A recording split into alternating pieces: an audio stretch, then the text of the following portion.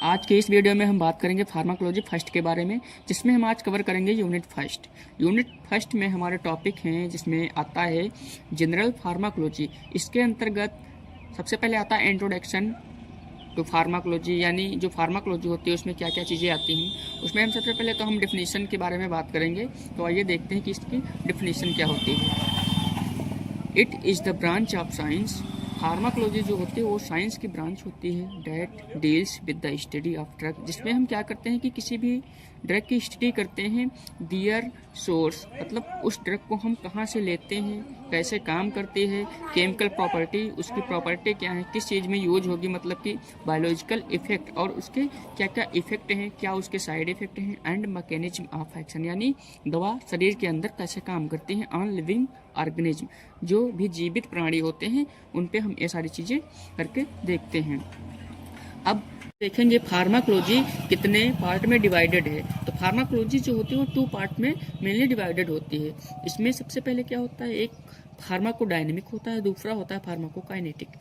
Pharmacodynamic में हम देखते हैं कि what a drug does to the body, यानी जो ड्रग्स होती है वो बॉडी पे कैसे इफेक्ट करती है, कैसे काम करती है। जो फार्माकोकाइनेटिक होता है उसमें हम देखते हैं what a body does to the drug, यानी जो बॉडी होती है वो ड्रग के साथ क्या करती है, और इसमें जो ड्रग होती है वो बॉडी के साथ क्या करती है।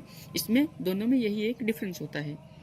अगला टॉपिक हमारा आता है हिस्टोरिकल लैंडमार्क्स ऑफ फार्माकोलॉजी।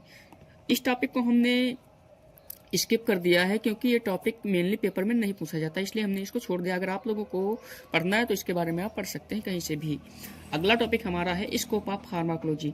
अब स्कोप ऑफ फार्माकोलॉजी में हम देखते हैं कि जो फार्माकोलॉजी होती है वो कहाँ कहाँ पे यूज होती है। हमने यहाँ पे दिया है, जैसे फार्माकोलॉजी होती है सबसे पहले फार्माकोथेरापेटिक्स, यानी फार्माकोथेरापेटिक्स में ये यूज की जाती है। टॉक्सिसिटी, टॉक्सिकोलॉजी कोई भी ड्रग हम किसी भी को भी देते हैं तो हम उसके बाद देखते हैं कि जो ड्रग है वो टॉक्सिक इफेक्ट शो कर रही है या नहीं शो कर रही है, उसमें भी हम इसका यूज करते हैं। तीसरा होता है एकेडमिक्स, यानी हम एजुकेशन की स्थानों में भी हम फार्माकोलॉजी का उपयोग करते हैं। कीमोथेरेपी, कैंसर वगैरह जब हो जाते हैं तो उसमें भी हम उसके ट्रीटमेंट के लिए भी हम दवाओं का जो उपयोग करते हैं उसमें भी फार्माकोलॉजी का रोल होता है। अगला क्लिनिकल फार्माकोलॉजी। क्लिनिकल फार्माकोलॉजी में भी हम फार्माकोलॉजी का उपयोग करते हैं क्योंकि इसमें हम जो दवाएं होती हैं उनका क्लिनिकल ट्रायल्स वगैरह करते हैं। बेसिक रिसर्च, बहुत सारे रिसर्च होते हैं उसमें भी इसका उपयोग करते हैं। ड्रग डिस्कवरी, इसमें भी इसका उपयोग करते हैं। प्री क्लिनिकल ट्रायल्स को हम क्लिनिकल ट्रायल्स के पहले करते हैं।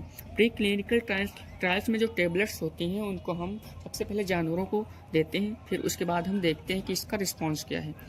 अगला क्लिनिकल ट्रायल्स में भी हम इसका उपयोग करते हैं। इसमें हम क्या करते हैं कि जो दवाएं होती हैं उनको हम किसी भी पेशेंट या मनुष्य पे ट्रायल करते हैं। उसके बाद इसका हम उपयोग इंडस्ट्री में करते हैं, यानी जो फार्माकोलॉजी होती है, स्कोप जो होता है इसका इंडस्ट्री में टैबलेट है, कैप्सूल है, उसको बनाने में हम इसका उपयोग करते हैं। थैंक यू, आज के लिए इतना ही काफ़ी है। अगले वीडियो में हम बात करने वाले हैं कि अगले टॉपिक के बारे में।